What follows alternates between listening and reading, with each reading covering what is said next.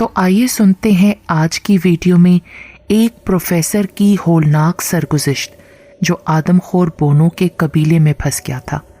غلطی ابتدا سے ہی ہو گئی تھی، مجھے اپنی پارٹی کے ساتھ ہی بھاگ جانا چاہیے تھا، لیکن بیچارے ناٹو کی دردناک چیخوں نے میرے قدم تھام لیے تھے۔ سب لوگ مجھے روکتے رہے، لیکن میں آواز کی سمت بھاگتا گیا تاکہ غریب لڑکے کو بچا سکوں، اور جب میں نے ان کو دیکھا تو بہت دیر ہو چکی تھی۔ میں خود ہی منجدھار میں چلا آیا تھا۔ 1 درجن برہنہ بونے قبائلی میری طرف بڑھ رہے تھے۔ میری نظروں کے سامنے سیاہ غبار سا چھا گیا تھا۔ سیاہ فام قبائلیوں نے مجھے کسی چڑیا کی طرح دبوچ لیا تھا اور گھسیٹے لیے جا رہے تھے۔ میں بری طرح چیخ رہا تھا۔ دہشت ناک انجام میری نظروں کے سامنے تھا، لیکن وہ وحشی کہکہے لگاتے ہوئے مجھے تیزی سے کھینچ رہے تھے۔ پھر انہوں نے جھٹکا دے کر مجھے کھڑا کر دیا، اور پھر میری آنکھوں نے ایک دل دہلا دینے والا منظر دیکھا۔ سیاہ زمین کے بیچوں بیچ ایک گول سا مٹیالہ حصہ تھا جہاں وہ لڑکا ناٹو کھڑا ہوا تھا۔ اس کی آنکھیں پھٹی ہوئی اور منہ اس حد تک کھلا ہوا تھا کہ مجھے ڈر تھا کہ اب اس کی باچھیں چر جائیں گی اور خون پھوٹ پڑے گا، اور وہ سیاہ زمین وہ حرکت کر رہی تھی۔ میں نے زور سے آنکھیں ملیں اور پھر دیکھا۔ واقعی وہ گول سا حصہ لمحہ بلمحہ تنگ ہوتا جا رہا تھا۔ میں نے پھر آنکھیں ملیں اور پھر دیکھا۔ اف میرے خدا، یہ تو سیاہ چیونٹے تھے۔ سیاہ سیلاب کی شکل میں وہ بڑھتے جا رہے تھے، اور پھر لڑکے کی خوفناک چیخوں نے مجھے لرزا دیا۔ سیاہ سیلاب نے اسے اپنی لپیٹ میں لے لیا تھا۔ وہ بے اختیار ہاتھ پاؤں مار رہا تھا، لیکن خون خوار چیونٹے اس کے گوشت سے بری طرح چپک رہے تھے اور اپنے زہریلے سوئی جیسے ڈنگ گڑ کر اس کا خون پی رہے تھے۔ 5 منٹ کے اندر اندر وہاں صرف ہڈیوں کا ڈھانچہ باقی بچا تھا اور چیونٹیوں کا سیلاب واپس جا رہا تھا۔ مجھ سے کھڑا نہ رہا گیا اور میں دھپ سے زمین پر گر پڑا۔ تھوڑی دیر میں میرا بھی یہی حشر ہونے والا تھا۔ میرے کانوں میں ہارورڈ یونیورسٹی کے پروفیسر کی آواز گونج رہی تھی، جب تک تم ماٹو گروسو کے علاقے میں رہو گے بالکل محفوظ رہو گے، لیکن اس سے باہر مغرب کی طرف جانے کی حماقت کبھی نہ کرنا۔ وہاں ایک بونا قبیلہ رہتا ہے، جب بھی کسی سفید فام آدمی نے انہیں دیکھا ہے وہ زندہ نہیں بچا، اور اب میں انہیں دیکھ رہا تھا۔ وہ بالکل برہنہ تھے۔ عورتوں کی ناف کے پاس ایک ڈوری سی بندھی ہوئی تھی جس سے رنگ برنگ پتھروں کی لڑیاں لٹک رہی تھیں۔ ان کے سفید سفید دانت بالکل نوکیلے اور لمبے لمبے تھے۔ چیونٹوں کے جانے کے بعد وہ سب کے سب ڈھانچے کی طرف بڑھے۔ ہڈیوں کے ٹوٹنے کی آواز آئی، اور تھوڑی دیر بعد ہر قبائلی ایک ایک ہڈی لیے اسے بھنبوڑ رہا تھا۔ ان کی ندیدی آنکھیں میری طرف لگی ہوئی تھیں۔ مجھے تو اپنی ہڈیاں چٹکتی ہوئی محسوس ہوئیں۔ اب وہ پھر میری طرف بڑھ رہے تھے۔ ان کے ہاتھ میں گھاس کی بنی ہوئی ایک رسی تھی۔ انہوں نے اس کا ہلکا سا بنایا اور ایک بونے نے اچک کر میری گردن میں ڈال دیا، اور سب مل کر اسے گھسیٹنے لگے، اور جب وہ رکے تو سورج غروب ہو چکا تھا۔ جنگل میں گہری تاریکی پھیلی ہوئی تھی۔ میرے حواس بالکل معطل ہو چکے تھے۔ میرے سامنے گھاس کا بنا ہوا گنبد نما جھونپڑا تھا۔ اس کے ایک طرف گول سا سوراخ تھا۔ انہوں نے مجھے سوراخ میں سے اندر دھکیل دیا۔ میں زمین پر گرتے ہی بے ہوش ہو گیا۔ اب میں ہارورڈ یونیورسٹی میں نیچرل ہسٹری کا سال دوم کا طالب علم نہیں، بلکہ خوف و دہشت سے لرزتا ہوا گوشت پوش کا ایک ڈھیر تھا، جو اس فکر میں گرفتار تھا کہ اس سب سے کس طرح سے بچا جائے۔ مجھے معلوم تھا کہ یہ لوگ کون تھے۔ انہوں نے کبھی آگ، محبت، چاقو یا رحم کے الفاظ نہیں سنے تھے۔ ان کا دماغ بندر اور پتھر کے زمانے کے انسان کے دماغ کی بیج کی شکل کا تھا۔ وہ گوشت اور ہڈیاں کھاتے تھے، وہ بھی بغیر پکائے ہوئے۔ بیرونی دنیا کی طرف سے کچھ بیلجیمی پادریوں کو اس علاقے میں بھیجا گیا کہ وہ انہیں انسان بنائیں، لیکن یہ بونے ان کا بھی گوشت کھا گئے تھے اور ہڈیاں لے جا کر دریائے کونڈرا میں پھینک دی تھیں تاکہ باہر کے لوگوں کو ان کا حشر معلوم ہو جائے۔ میں یہ سب کچھ سوچتا ہوا سو گیا۔ ایک عجیب سی آواز نے مجھے جگا دیا۔ میں نے آواز کی سمت کان لگا دیے۔ دھپ، سرسر، دھپ، جیسے کوئی زخمی چمگادڑ اذیت میں اپنے پر پھڑپھڑا رہی ہو۔ وہ کوئی بھی شے ہو سکتی تھی۔ میں نے بڑی مشکل سے اس سوراخ میں سے باہر جھانکا۔ دن نکل آیا تھا۔ ایک بونے نے اپنا سر سوراخ میں ڈالا اور اپنے نیزے سے مجھے اٹھا کر باہر آنے کا اشارہ کیا۔ میں رینگتا ہوا سوراخ کی طرف بڑھا۔ میرا جسم مٹی میں لتھڑا ہوا تھا اور جوڑ جوڑ درد کر رہا تھا۔ سوراخ سے باہر نکل کر میں نے چاروں طرف دیکھا اور میرا دم رکنے لگا۔ ایک دیو نما کیکڑے کی طرح کی شے میرے سامنے کھڑی تھی۔ میں نے غور سے دیکھا، کبھی وہ سیاہ فام آدمی رہا ہوگا، مگر اب اس کے برہنہ جسم پر بھبوت ملا ہوا تھا۔ سینے اور پیٹ پر بڑے بڑے سفید بالوں کی ایک سفید چادر سی تھی۔ ایک ٹانگ ٹوٹی ہوئی تھی اور گھٹنے کے پاس سے ٹانگ کا بقیہ حصہ بائیں طرف کو اس طرح مڑ گیا تھا جیسے تپائی کی ایک ٹانگ ہو۔ چلتے وقت وہ اسے گھسیٹتا تھا، اسی لیے وہ حیرت انگیز آواز پیدا ہوئی تھی۔ پیشانی سے اوپر اس کے سر پر ایک گہرا زخم تھا، جیسے کھوپڑی دو ٹکڑوں میں منقسم ہو کر آپ ہی آپ جڑ گئی ہو۔ اتنے زخموں کے بعد اور طبی امداد کے بغیر بھی وہ زندہ بچ گیا تھا۔ اس کی آنکھیں بالکل ویران ویران لگ رہی تھیں۔ میرے ذہن میں کچھ ہلچل سی ہو رہی تھی، جیسے کوئی چیز نیچے سے اوپر آنے کی کوشش کر رہی ہو، اور پھر سکون ہو گیا۔ ذہن کے پردے پر میرے بچپن کا ایک منظر نظر آ رہا تھا، روزویلٹ فیلڈ سے ایک جہاز کی پرواز کا سین۔ ریمسے؟ میں نے احمقوں کی طرح چلا کر کہا، ڈاکٹر مارک ریمسے؟ ہم تو سمجھتے تھے کہ آپ مر چکے ہیں۔ پھر ہلچل ہوئی اور نوجوان ڈاکٹر ریمسے کا چہرہ میرے سامنے آیا۔ کتنا ہینڈسم نوجوان تھا، سب اسے فلائنگ ڈاکٹر کہتے تھے۔ اس کے پاس ایک انجن والا طیارہ تھا اور اس کا زیادہ تر وقت پرواز میں گزرتا تھا۔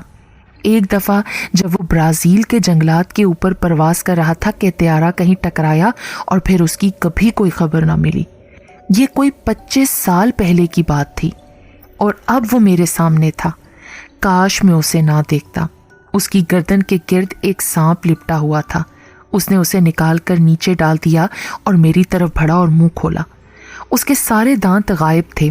پھر اس کے حلق سے ایک چیخ نما آواز نکلی، جسے آواز کہنا بھی زیادتی ہے۔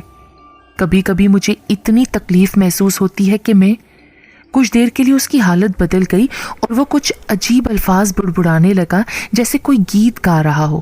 1 یا 2 منٹ کے بعد پھر وہ ہوش میں آ گیا۔ بعد میں مجھے معلوم ہوا کہ اس کی یہی حالت رہتی ہے، کبھی وہ بالکل پاگل سا ہو جاتا ہے، کبھی ٹھیک ہو جاتا ہے۔ تمہارا کام ابھی شروع ہوگا، اس نے شستہ انگریزی میں مجھ سے کہا، لیکن میں کیا سمجھتا کہ مجھے کیا کرنا ہوگا۔ وہ تمہیں ابھی زندہ رکھیں گے، تم ان کے لیے بہت اہم ہو۔ ایک بونی عورت ہمارے قریب سے گزری، اس کے جسم پر روئیں کا نام و نشان تک نہ تھا۔ ڈاکٹر نے ایک نظر اسے دیکھ کر مجھے گھورا اور جب اس نے پہلے جملوں کی وضاحت کی تو میرے رونگٹے کھڑے ہو گئے۔ دوسرے قبیلوں سے لڑائیوں میں بونوں کا بہت جانی نقصان ہوا تھا۔ دوسری طرف ان کے یہاں پیدائش کی شرح بہت گر گئی تھی، اور جب کبھی ایسا ہوتا تھا تو ان کے یہاں روایت تھی کہ وہ کسی سفید فام آدمی کا گوشت عورتوں کو کھلاتے تھے، لیکن اس آدمی کو مار کر نہیں، بلکہ روزانہ اس کے جسم سے ایک ٹکڑا علیحدہ کیا جانا تھا۔ ایک ایک بوٹی ہر عورت کو دی جاتی تھی، اور جب تک اس آدمی میں جان باقی رہتی یہی عمل دہرایا جاتا۔ چند روز تک تو ان کا رویہ اس طرح رہا جیسے قربانی کے بکرے کے ساتھ اس کے مالکوں کا ہوتا ہے۔ وہ مجھے دن میں کئی بار بہت سا کھانا دیتے ہوتے، جو کبھی کچے گوشت اور کبھی درختوں کی جڑوں سے بنائے گئے لیسدار آمیزے پر مشتمل ہوتا تھا۔ میرے کپڑے اتار لیے گئے اور انہیں تار تار کر دیا گیا، اور اب مجھے بھی برہنہ ہو کر گھومنا پڑتا تھا۔ اس دوران میں جادوگر ڈاکٹر سے گفتگو کرنے کے کئی مواقع ملے۔ جب بھی وہ ہوش میں ہوتا تو مجھے بہت سی باتیں بتاتا۔ ایک روز اس نے مجھے موت کے تعویذ کے بارے میں بتایا، جس نے اسے ان قبائلیوں کا خدا بنا دیا تھا۔ دراصل یہ ایک پرانا اشاریہ 4 کا ریوالور تھا۔ اس کا فیتا تو کب کا ٹوٹ چکا تھا، لیکن ڈاکٹر نے گھاس کی بٹی ہوئی رسیوں کی مدد سے اسے اپنی کمر کے گرد لٹکا رکھا تھا۔ وہ اسے تیل دیتا رہتا تھا، اسی وجہ سے وہ ابھی تک اچھی حالت میں تھا۔ وہ شیطانی انداز میں ہنستے ہوئے بتانے لگا، اس رات کو جب میرا جہاز یہاں گرا تو وہ اسے کوئی آسمانی شے سمجھے ہوں گے۔ جہاز کے پروں میں آگ لگی ہوئی تھی اور انجن بے حد شور کر رہا تھا۔ جہاز جہاں گرا تھا وہیں ان کے پادری کی جھونپڑی تھی۔ میں جب جہاز میں سے نکلا تو خون میں نہایا ہوا تھا۔ اس نے برا سا منہ بنایا واقعی اس وقت اس کی حالت بڑی دیگرگوں ہوگی، ٹانگ ٹوٹی ہوئی اور چٹکی ہوئی تھی۔ یہ بدبخت جب میری طرف بڑھنے لگے، مجھ میں بس اتنی سمجھ باقی رہ گئی تھی کہ اس ریوالور سے فائدہ اٹھا سکوں۔ ڈاکٹر نے اب کے ریوالور کو تھپکی دی۔ میں نے ان کے سردار کا سر اڑایا۔ وہ مسحور سے ہو گئے اور مجھے اٹھا کر ایک جھونپڑی میں لے گئے، جہاں میں 3 ہفتے تک پڑا رہا۔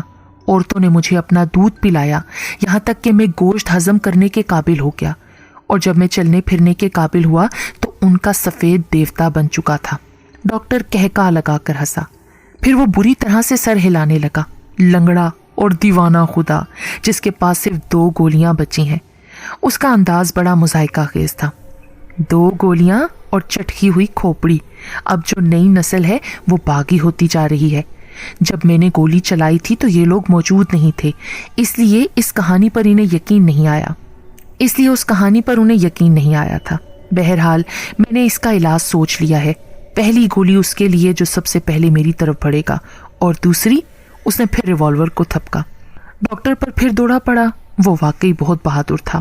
آدھے دماغ اور ڈھانچے نما جسم کے ساتھ اس نے 25 سال تک ان قاتل قبائلیوں کا مقابلہ کیا تھا۔ میں سوچ رہا تھا کہ میری باری کب آئے گی۔ مجھے زیادہ دنوں تک انتظار نہیں کرنا پڑا۔ قید کے کوئی 2 ہفتے بعد وہ خونی کھیل شروع ہو گیا۔ ایک دن صبح جب میں اٹھا تو میرا سارا جسم رسیوں سے جکڑا ہوا تھا۔ دن بھر میں اسی طرح پڑا انتظار کی ناقابل بیان اذیت کو برداشت کرتا رہا۔ دوپہر کو ایک عورت آ کر میرے حلق میں وہی لیسدار شے ٹپکا گئی۔ شام ہوئی تو مجھے میدان میں لے جایا گیا۔ ایک گول دائرہ سا بنا ہوا تھا جس کے چاروں طرف عورتیں بیٹھی تھیں۔ درمیان میں ایک نسبتاً اونچی جگہ پر کئی کھونٹے سے گڑے ہوئے تھے۔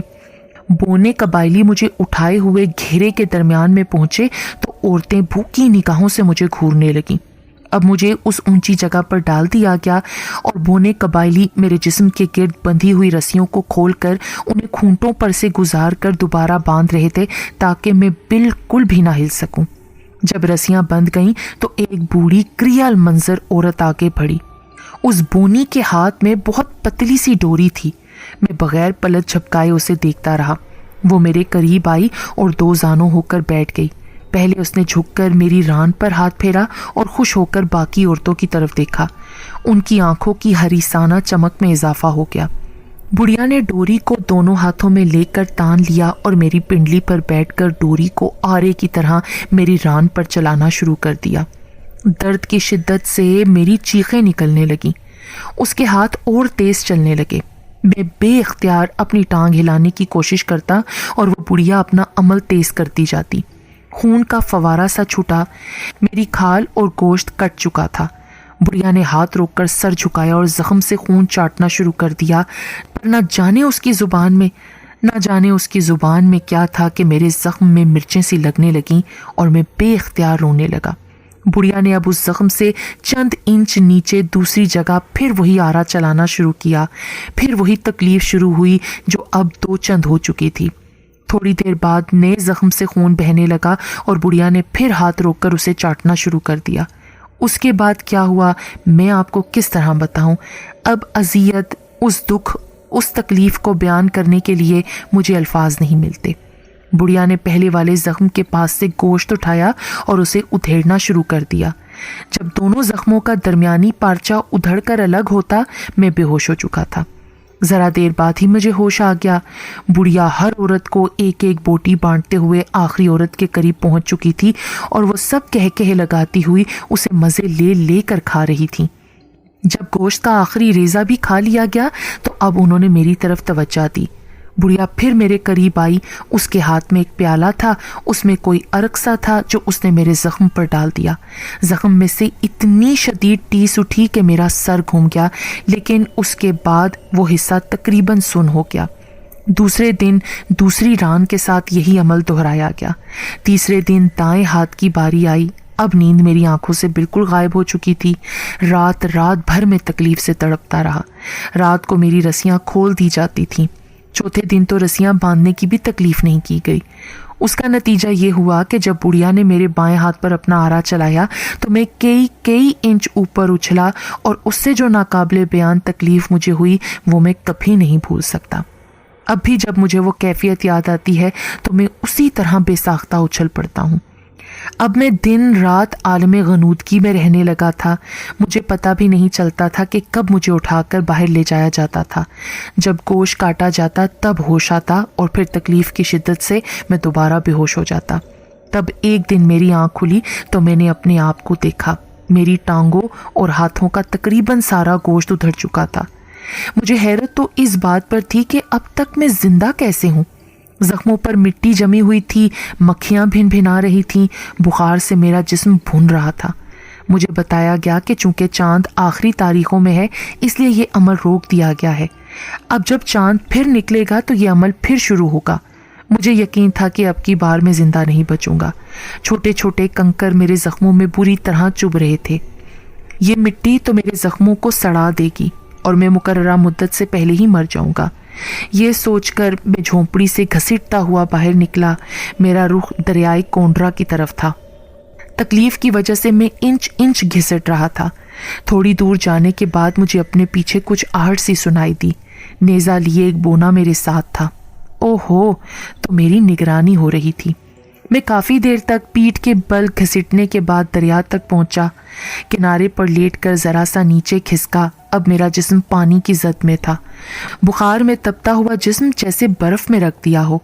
مجھے اتنا سکون ملا کہ میری طاقت واپس آتی ہوئی محسوس ہوئی۔ ابھی میں پانی سے نکل کر باہر ہی آیا تھا کہ مجھے دور سے جادوگر ڈاکٹر نظر آیا۔ وہ بڑی تیزی سے میری طرف بھاگ کر آ رہا تھا۔ قریب آ کر جب اس نے میری طرف دیکھا تو مجھے اس کی آنکھوں کا رنگ پہلی بار نظر آیا۔